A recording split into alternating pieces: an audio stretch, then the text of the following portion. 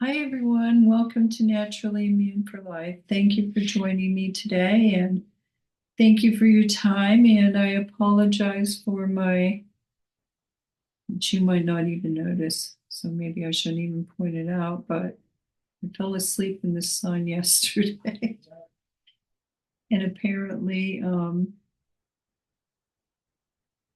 my hair was going like this.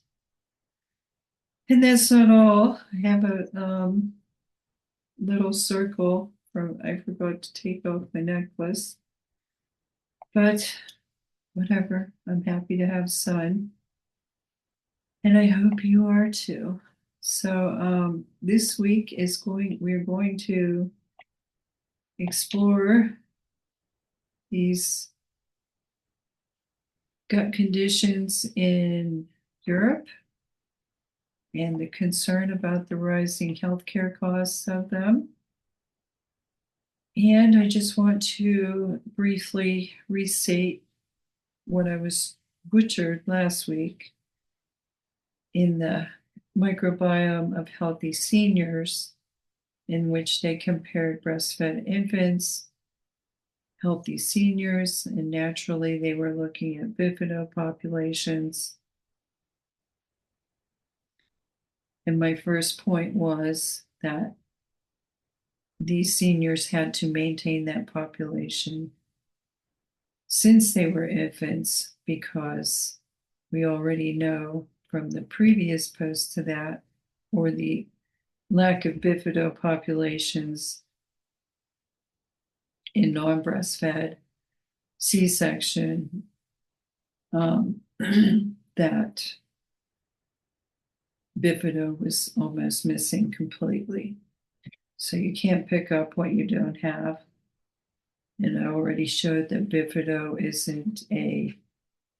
it's not a soil, not necessarily a soil-based organism.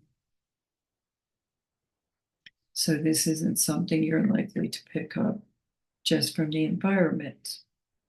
So my other point was that even if this were affecting the 25% highest risk, that would still be hundreds of millions of people. And I still maintain it's much higher than that. And we're probably looking more at billions of people who are at least minimally affected by this. So hopefully I explained that better. Okay, so this week's post is HMOs, the future of gut health. And the source is human milk oligosaccharides modulating inflammation in infants, adults, and older individuals, from concepts to applications. And this is from April 2025. And this is a review of a European initiative. So, wait a minute. Inflammatory bowel diseases, including Crohn's disease and ulcerative colitis, are becoming more common around the world.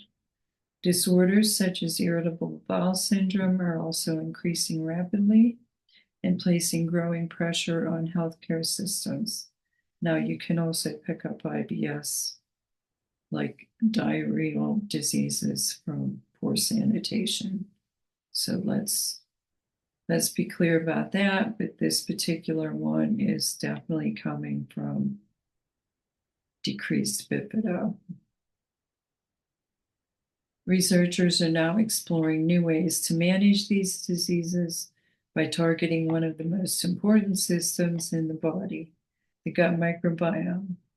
One promising approach involves human milk oligosaccharides, commonly called HMOs. HMOs are special carbohydrates naturally found in human breast milk. They are the third most abundant solid component in breast milk after fats and lactose. Scientists have identified more than 200 different HMO structures, and now that has risen to over 300. Unlike most carbohydrates, HMOs are not digested by humans for energy. Instead, they act as highly specialized prebiotics that feed beneficial bacteria in the gut, especially species like bifidobacterium.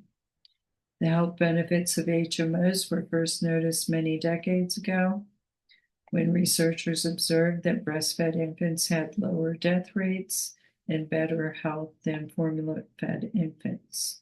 Scientists later discovered that certain substances in breast milk strongly promoted the growth of healthy bacteria known as bifidus. This discovery eventually led to modern HMO research. Today, researchers believe HMOs may help people of all ages, not just infants.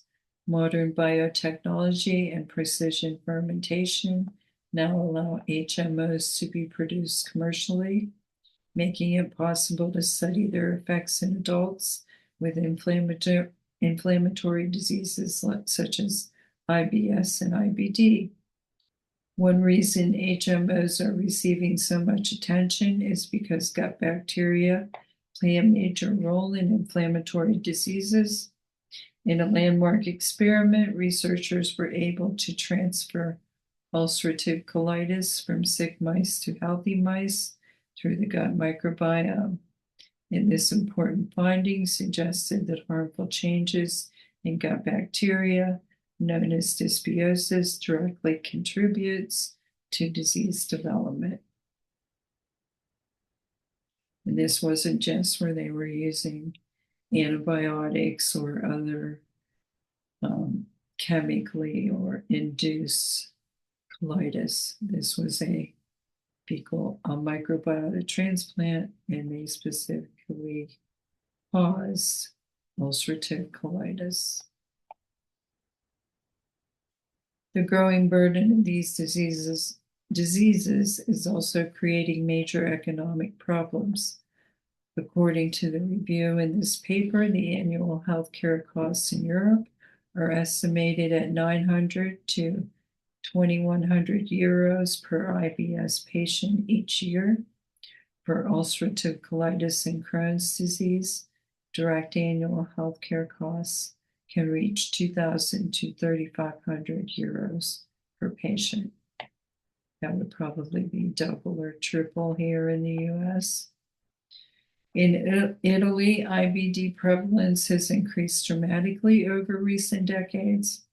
Considering the growing population as well as the societal and public health effects of the increased prevalence rates, it becomes apparent why funding initiatives such as the European Innovative Medicines Initiative, as part of the Horizon 2020 program, target non-communicable inflammatory diseases.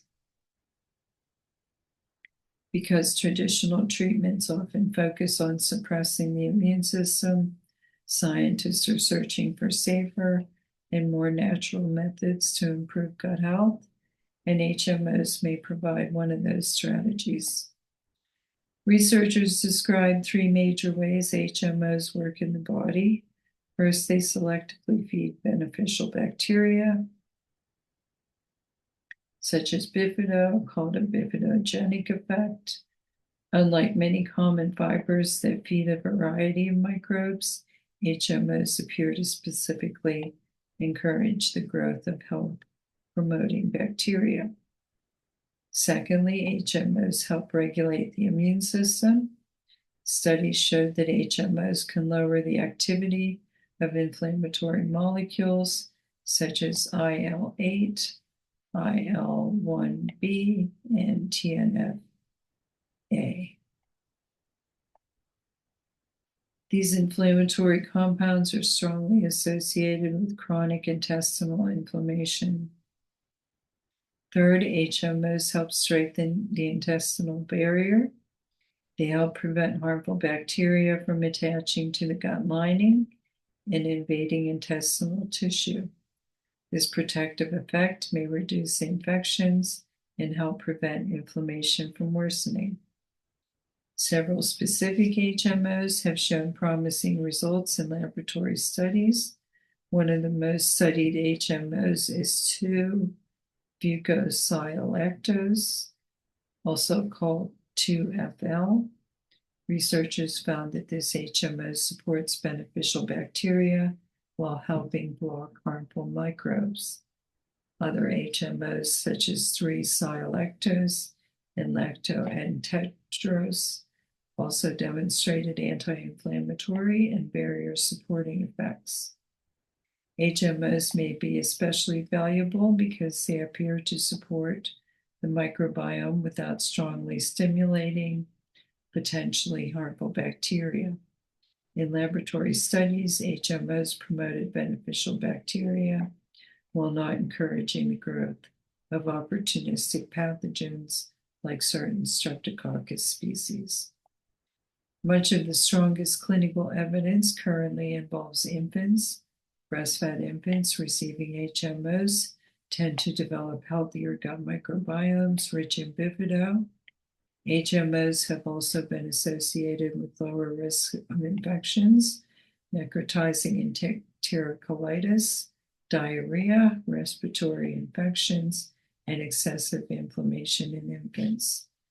Research in adults is still developing, but scientists are increasingly interested in using HMOs to manage inflammatory conditions because adults naturally have far fewer bifido than infants, and these beneficial bacteria decline even more with aging.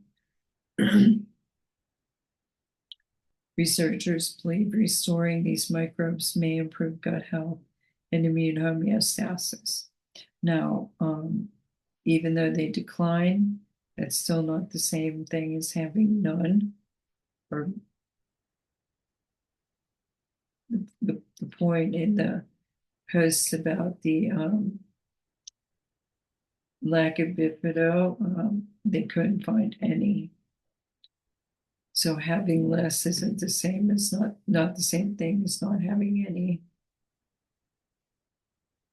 because they do naturally get replaced with other microbes in the growing infant. Interest in HMOs is also growing outside the scientific community. Online discussions show that some individuals with IBS, SIBO, and other gut disorders are experimenting with HMO supplements. Although much more research is needed, HMOs represent an exciting new direction in gut health research. Instead of only treating symptoms after disease develops, HMOs may help stabilize the microbiome, strengthen the intestinal barrier, and reduce inflammation before severe disease occurs. Scientists hope these naturally inspired compounds could eventually become safe and effective tools for supporting digestive and immune health across all stages of life. So my prediction is going to be that HMOs development is going to outcompete fecal microbiota transplants just because of poor diagnostics,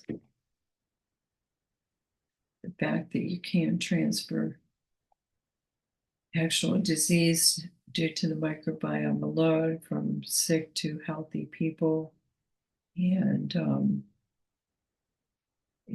as opposed to HMOs, which are purified single substances right from the time of their production, or from the time they're synthesized.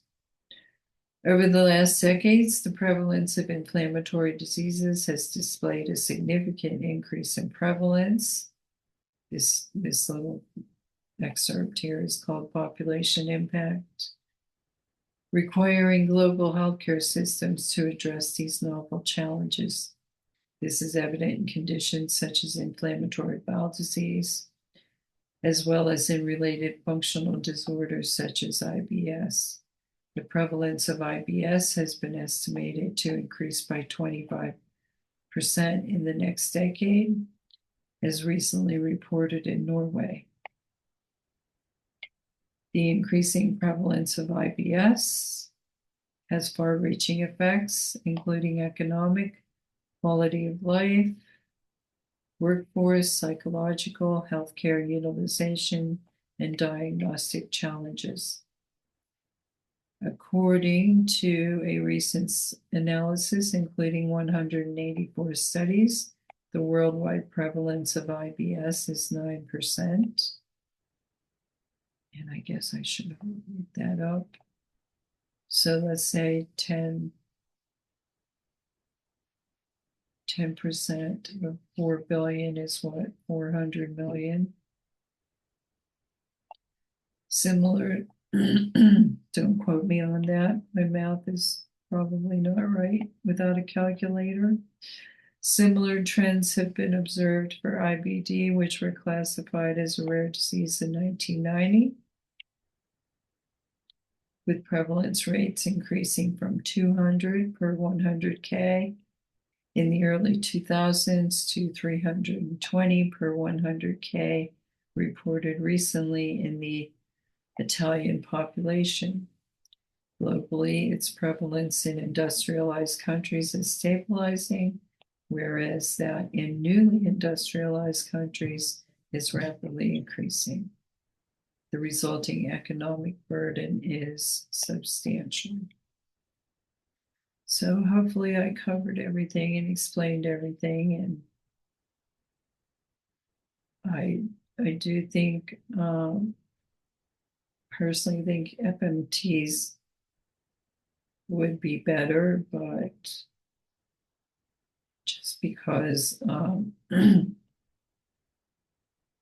you would be transferring the entire range of healthy gut microbiomes instead of just Bifido. But as I said, there's going to be challenges to developing wide-scale FMT treatments. So my prediction is that they are trending toward HMO research. Okay, everyone. Sorry this is so late, and sorry about my voice. I'm not sick. I don't know what's going on, but hopefully the next one will be better. And I thank you so much for your time, and I'll see you next time. And you have a great day and a great week. Bye.